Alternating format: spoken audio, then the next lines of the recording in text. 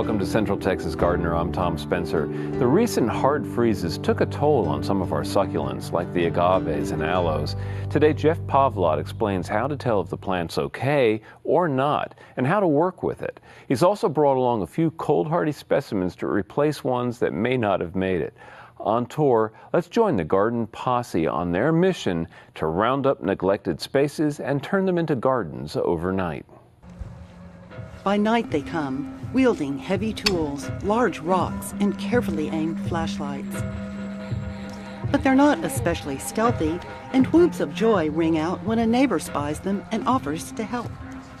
Actually, the Garden Posse of Austin wants to enlist the neighbors to help rob them of ugly, neglected spaces and turn them into gardens that nurture neighborly goodwill.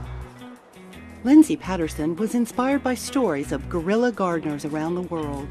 With just a few seeds or plants, guerrillas renew worn-down public spaces with gardens overnight.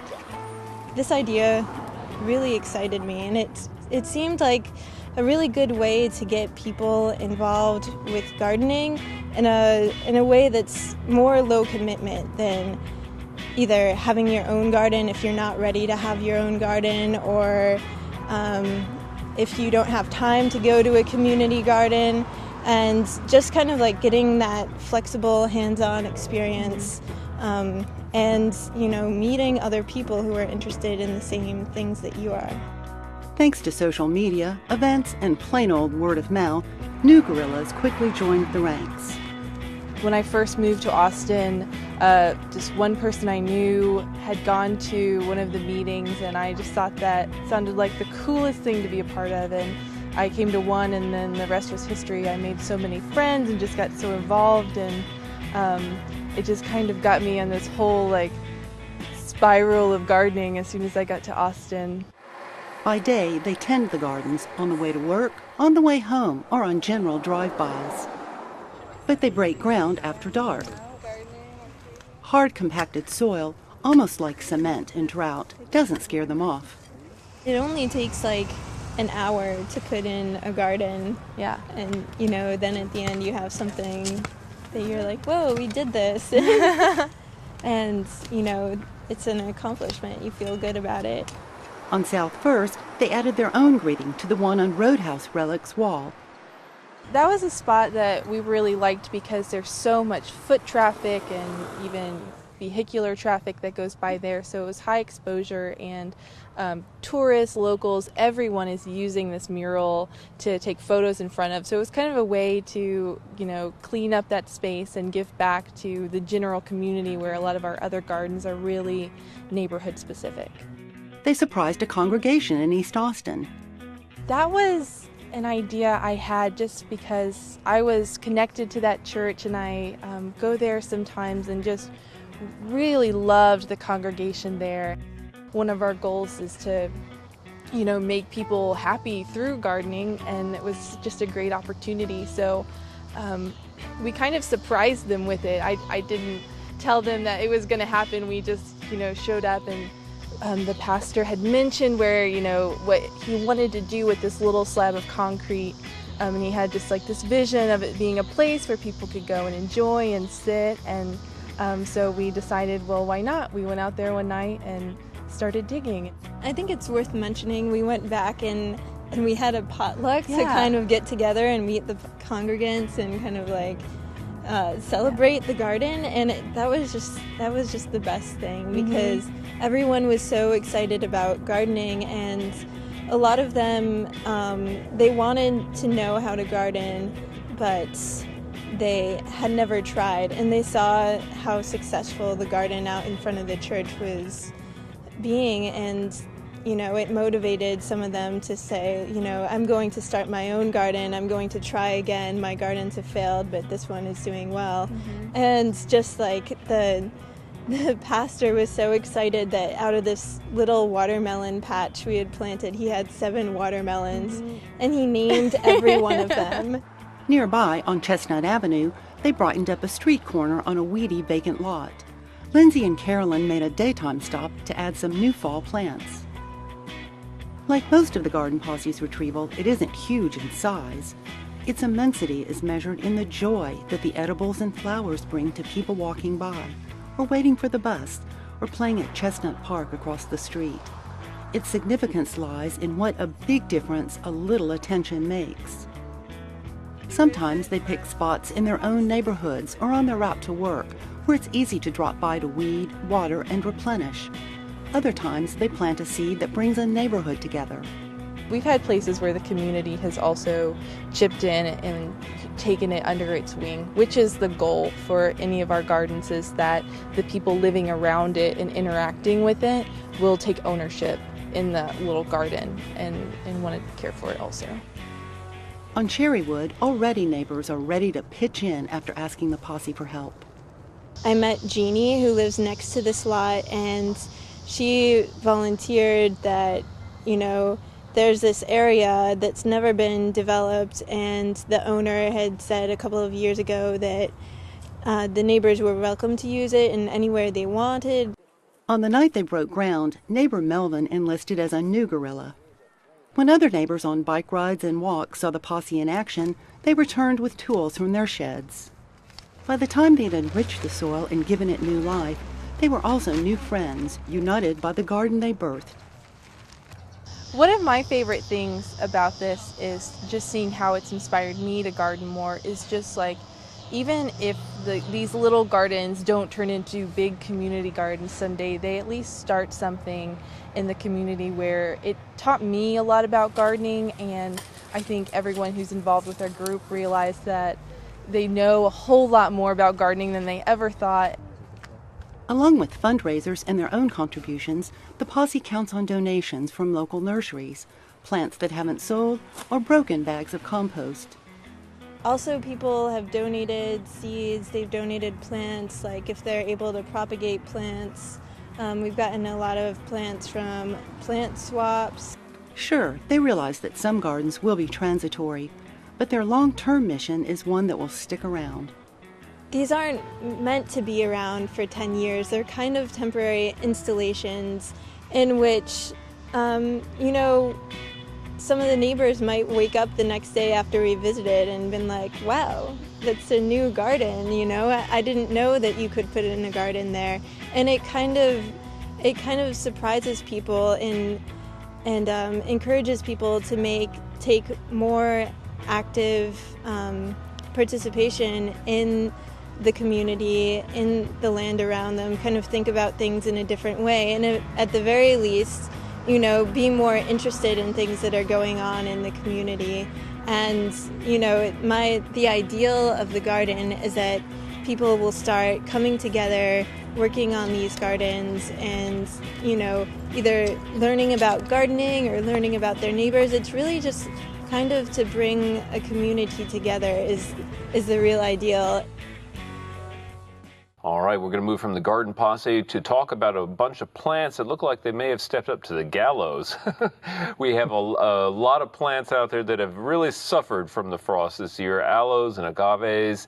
And here to talk about some of those plants and how we can tell if they're dead or alive is Jeff Pavlot, who is the president of the Austin Cactus and Succulent Society. Welcome back to Central Texas Gardener. Mm-hmm. Thank you. Glad to be back. You have a spectacular garden filled with these plants. How did you fare this winter?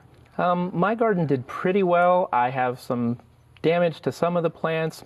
I don't think I really lost too much, but I did do a lot of preparation. I covered with almost anything I could find in my house and garage, just trying to get ready, and it worked pretty well. My temperature went down only to about 16, which isn't as bad as some people in our area. But. Right. And you have some images that show some of the extraordinary preparations that you do. And for a lot of species, this is highly recommended. You actually had little frames, and it had a heat source under the frames, which was a light, right? Yeah, I just use for Christmas decoration displays. They make these little stakes that go in the ground and hold a halogen light bulb, and you just put that into the ground under the plants, make sure it doesn't touch anything because the light is hot enough it can actually burn the plants. Right. But that's enough to heat the plants. Most of what I do that for are aloes, because aloes in our area are a little bit tricky because they can only really take temperatures down probably to about 20 at the most. Right. Most of them are mush even at that temperature. Yeah. So a little bit of protection keeps them going through the winter. Well, we're talking about two plant families that have really become incredibly popular in the past few years here in Austin, and some of which we never dared garden with before. This winter has been kind of like a return to form almost. This is like winters we had 20 years ago. Yeah, well, this did a good job of clearing out a few things that aren't really hardy for this area. Yeah. I've noticed driving around town. Right. But I was actually surprised how well some things performed. But, Right. you know, you have to remember on growing plants like these, there's a huge range for succulents in temperature. Some things are killed with the lightest frost, and other things can go to temperatures as low as -20, Right. which hopefully we don't ever see. Yeah, But, I hope so, for sure. you know, so you just have to make sure you pick the correct plants Right. that are going to work. So. And one resource that's available on the Austin Cactus and Succulent Society website is a list of a lot of these plants and their hardiness, which is an important thing to have and is a nice resource that's available. My next question has to do, though, with, say you've already planted a lot of these in the yard and you're walking through and you're trying to assess which of these guys are going to make it or which ones I'm going to have to dig out. What are the key things you need to look for? As far as what's going to make it, I don't know if if you are after the frost, if you look, if a plant, you can tell they're going to be damaged, but if the center portion of the plant is still firm and green, then it's probably going to grow back out. I brought along some examples of plants like that, Yeah. that if the center is okay, it's going to survive. If the whole plant looks like mush, it's going to be time to take it out. Well, you said But- the whole plant looks like mush. So And- let me gesture to this exhibit A over here of plants looking like mush. This is an agave, not sure exactly which species. To me, this looks like a goner. It's definitely a goner. Not only is it a goner, there were a few offsets underneath the leaves. They're also gone. The whole plant is mush, and Yeah. I left it out as a test to see how cold hardy it was, and it didn't really pass. I would say that's But a I fair believe it assessment. was agave titanota, but I wasn't ever really sure Okay. on it. Well, I mean, and you know that whole thing that you talked about. If it's firm, you can tell. And I'm going into here to the base, and it all feels watery and soft. So not a happy guy here at all. And if you pulled the center, it would probably come right out. Yeah. So And that's just a good sign that it's gone. You can right. tell. Now, on the other hand, you have some samples from some aloes here that I want to bring out, and these are all from the same plant. They are. It's And it's quite a variety that you get here, all from the same plant. You have some foliage looking pretty darn healthy, really And looking good. This was covered with a blanket. It didn't have a light bulb. Now, the plant that's the most damaged here, that Yeah, one in the was center, the right. highest up. And that, Of course, if you right. snip that off, it'll branch back out. If you look at the bottom of those pieces, Yeah, all this of them are still firm. Yeah, and you can see how that looks right there. You know, yeah, you're right. And I'm holding this, even the one that's most damaged, still feels firm, nice, good, almost woody. Yeah, just what you would expect, right? And everywhere I cut those off, it's going to branch back out. Okay, so just you can go through the plant and maybe remove something like this entirely. And on removing things, I would wait until probably about March to start Right. trimming up your stuff. I haven't touched anything in my garden just because you don't really know how bad the damage is. Some things are going to die back a little bit more. And also, if you cut off all of the dead stuff and then the temperature drops back down again, then it may freeze what was still good. So Okay, I would recommend leaving it. Well, here's an example of a agave that looks really sad. However, you look at the top of it.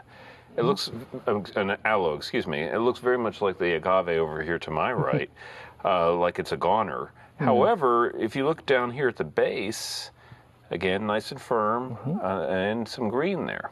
Yes, and you can see all of the leaves that are mushy on the outside, they're definitely gone. Now, after a few more weeks, they'll start to dry up, and you can either just snap them off or trim them off. Right. But as long as that center is okay, it should grow back out. And you can tell the roots are healthy and yellow, which is what's typical for an aloe. Okay. And so that plant would be fine. If you put it back in the ground, it should grow back out. Okay.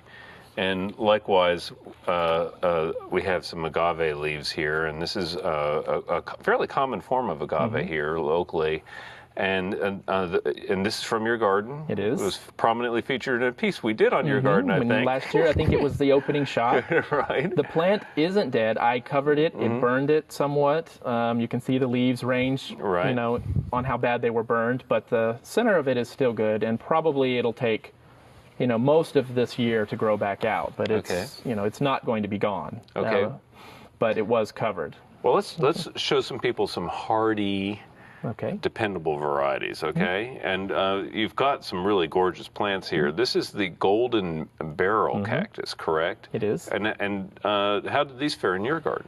They were fine. I did throw a blanket over them kind of last minute because they kept lowering the expected low. They're usually good to about 15. And I know places in town, they were totally uncovered and were at least 15 or 16, and they were fine. Okay. Mine were all fine without any damage, with just towels and blankets thrown over. So golden barrel cactus is a good one. This is a fish hook cactus, which is, I think, a really cool one. And this is another cold hardy variety. And it's a Texas native, and it is good down to about 0, is what it's reported. I've never had one get that cold, but and the ones that I had were perfectly fine. Let's hope that they never get that cold for all of our sakes.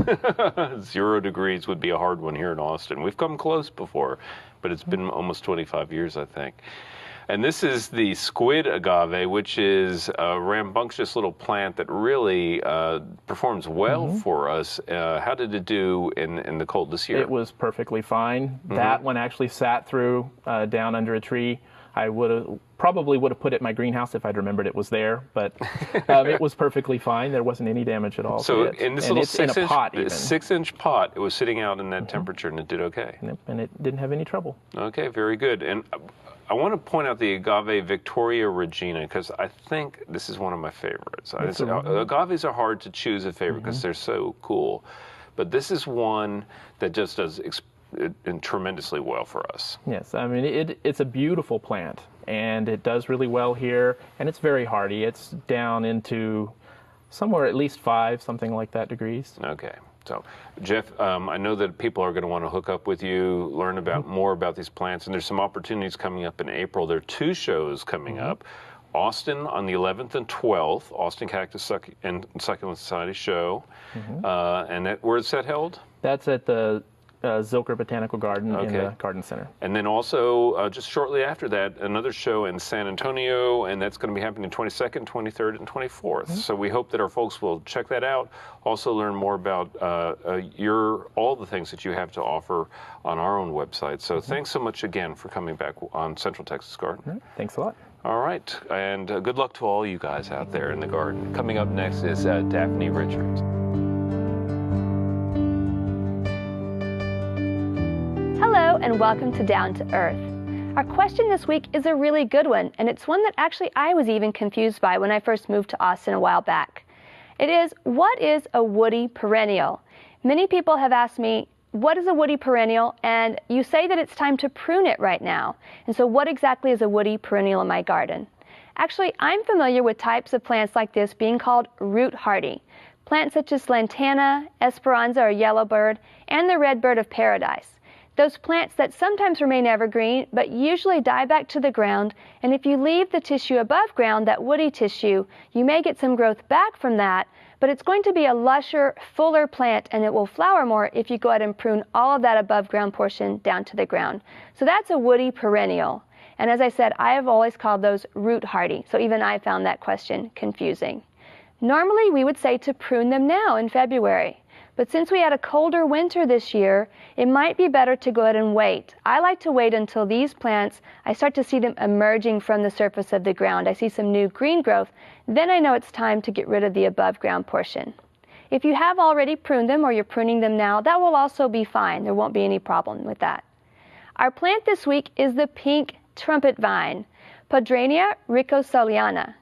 This plant may be evergreen when we have mild winters, but it's listed for zone 9. We are also in zone 8, so this plant is normally root hardy for us. It does die back to the ground in the winter. So again, prune these plants very hard yearly. This plant may not be pruned back to the ground necessarily. It does get very, very large. But if you don't prune it back hard every year, it will be more leggy and less lush, and it probably will have less flowers. It is native to South Africa, and it's very vigorous like its cousin, the orange trumpet vine, Campsis radicans. It usually gets 15 to 20 feet tall, depending on the surface that you have it growing. It also gets just as wide, if not wider, over time. It does tend to take over, so be very careful where you put this plant. It will tolerate virtually any soil type, and it does require regular watering through the heat season. But don't overwater it. It will tolerate light shade and also full sun, so it's a very versatile plant. It has glossy, beautiful green foliage, which is very important because this plant doesn't flower until the late summer or early fall. Flowers can be 2 inches across, and they're very beautiful. It's also time in your garden to prepare the garden beds for your new vegetables. You need to till in 3 to 6 inches of compost or just turn the soil. To send us your plant or question of the week, go to klru.org/CTG. Thanks, Daphne. Now let's check in with John Dromgoole for Backyard Basics. Hello, gardening friends. Welcome to Backyard Basics. You know, when you put some plants outside in containers, which is a really neat thing to do, they can get really hot. You know, the black pots that they come in, they're extremely hot when the sun is striking them. I mean, real hot. So I like to insulate them. And so one of the things that we can do is you take a pot like this, and then you drop your black plastic pot down into it, and then I'll show you over here really what we're going to do. Once again, black plastic pot in a container. Before you get in there and do anything, put a nice little piece of screen on the bottom. That keeps the insects out of there. You don't want ants moving in or pill bugs or anything. I do it in all the containers. You know, just do it frequently. And so, now this little pot right here doesn't sweat as much as the clay pot. So one of the things you can do with the clay pot is stick it in a tub like this and really get it to soak up some water. It goes several days that way, and as it evaporates, it gets to be much cooler. It's a real neat thing to do. So what I do is I'll put a little insulation in there. Now you can use sphagnum moss or peat moss. This is core fiber. This is coming from coconuts. It's a really neat product. So what I'll do is I'll put it in here as an insulation. You could do it on the big ones too, or on whiskey barrels, and you put this in there, and it really does drop the temperature rather dramatically. Really nice that way. The plants grow more vigorously when you do that. They just hate that heat, but they will take the sun very nicely. So this is a real nice insulation. Let's say you're going out of town. Well, there are a couple of products right here that are really helpful, and maybe you're just going for a few days, but you can go up to 2 weeks when you use that vacation. It's used as a drench. You put it in there on the root system, and it helps to close the stomata so the plant's not losing that much water. Another way of doing that is with this other product right here. It's an anti-transparent. There's several types on the market. And so that's sprayed onto the foliage. Boy, that combination of the two gives you 2 weeks without watering in a 4-inch pot or in a great big pot. It really is very, very beneficial. Now, one of the best things that you might use out there is rainwater. Rainwater is pure. It's the gold standard, and plants grow vigorously with rainwater. Get a rainwater collection system, or simply put your container out there during a rainstorm and collect some water where it runs off of the roof. There's nothing better than that. But the city water is very alkaline. Rainwater is neutral, city water is very alkaline. So what I like to do is put about a teaspoon, just a level teaspoon, no more, of vinegar, this type of vinegar, apple cider vinegar, whatever you've got, in that gallon of water. It drops the pH and the plant does so much better. When you're about to leave town, you might spray with a little bit of seaweed. Get yourself a little sprayer, put it all over the plant. It really builds the cells so that they don't crater during these times of extreme heat or extreme cold. So that's a real nice little product. And when you spray the foliage from underneath, you never get spider mites. Seaweed helps eliminate spider mites when you're spraying underneath. You can do it with your vegetables or your house plants. It doesn't make any difference. Matter of fact, house plants indoors That's all they really need. You don't need to push a whole lot of growth. So you don't use the fertilizers, and if you do, use it very mildly. Indoors, we don't need it. But these guys right here do benefit from being fertilized because they're flowering plants. This is a beautiful geranium that'll just do beautiful. So remember, you can cool these pots down easily by putting them in between other pots, putting this insulation material of your choice, even paper, except it collapses a little bit, and that helps us to get through these hot days in the summertime and keep the plants looking beautiful. For Backyard Basics, I'm John Dromgold. I'll see you next time. Check out klru.org/CTG for more tips, online video, and the blog. Next week, see how to grow backyard citrus. Until then, I'll see you in the garden. To learn about today's program, watch online, and follow CTG's blog, check out klru.org/CTG.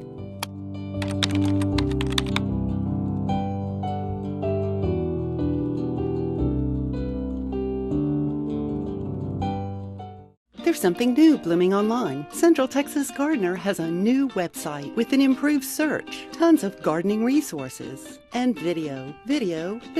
When you're not in the garden, head to klru.org/CTG.